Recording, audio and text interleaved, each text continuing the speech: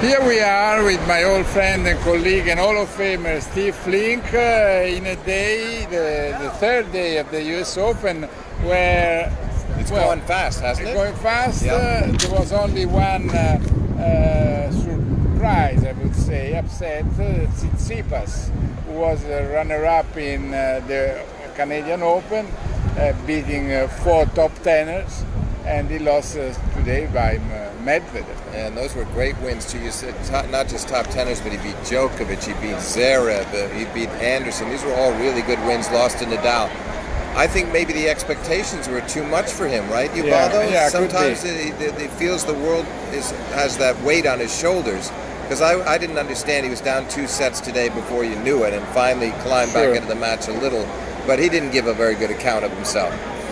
Listen, and then what we saw today, Venus Williams beating Camilla Giorgi 21 years after she played her first US Open. Unbelievable. I mean, it is unbelievable. And she come off that tough 3-set match with Kuznetsova in the first round. I thought maybe she'd still feel a little weary, even with a day off from that. But she came through and straight. You think the fact that Giorgi likes to play short points, was that part of what happened today? Yeah, it was a strategical error. I mean, it's true that Giorgi plays always like that. Right. She wants to finish the point with 1 or 2 shots. Right. But against Venus, who was a bit suffering in the second set, if she was more patient, she could have done better. Right. Did you have the feeling if she pushed it into a third that she would have won? Yeah, probably so. But, you know, Camilla always says that she doesn't have a playing B. Right. So she plays only, that is a big weakness. Yeah, no, I understand. Listen, so it's very, I mean, Serena versus Venus. We have to wait for this match, which will be, how many times did they play? Well, it'll be the 30th. It's 17-12 for Serena in the Lifetime Series. But of course, Venus beat her in Indian Wells this year, which is a little bit helpful to her, a little. But I would think that Serena, I'm assuming that if Serena does win her second round match, I would give her a slight edge over her sister. Slight. What about you? Yeah, me too.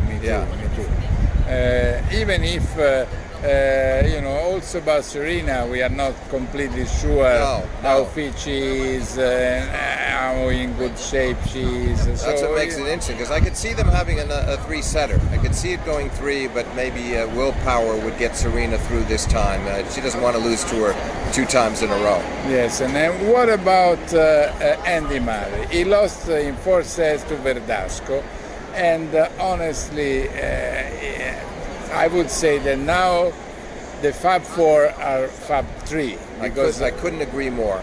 Totally agree with you on that. Yeah, because you know, Murray, I mean, and I'm sorry to say that, because even today he was fighting until the last minute. He had break points to go 5-all in the fourth. So he's a great warrior. I mean, he never surrenders. Oh, never. But his physical problems are handicapping him. I think so. And now here's what I think about, though, Ubaldo.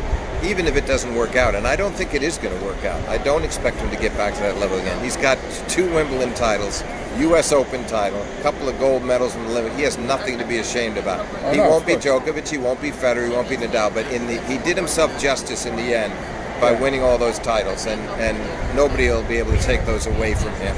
No, I completely agree. What I would have loved for him, because it's always sad when someone cannot defend himself because of injuries. I would have loved to see him able to compete at the highest level. And, I agree. But you know, there was a time when we didn't know if he was going to win any majors at all, and he really did turn it around, largely with Lendl's help. So I'm happy for him that he has those, because I'm just not confident about this comeback at all. You're not. Yeah, okay. Well, I'm not either, but I wish he would come back. Because, of course. I mean, it'd be great. And also, Steve, you know, today I saw our British colleague, they're all very sorry, because they have lost all the players they had in this tournament. They had Edmund, they had Norrie, they had in the women's Conta, they had Watson.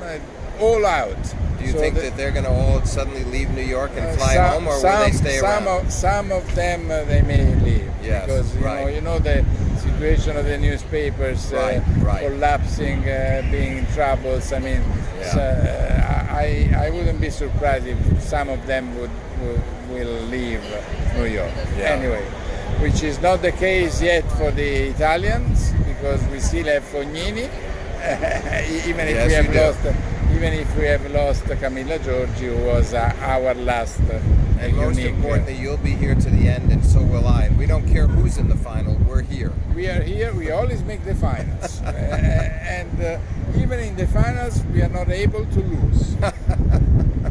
See you tomorrow from New York and the US Open.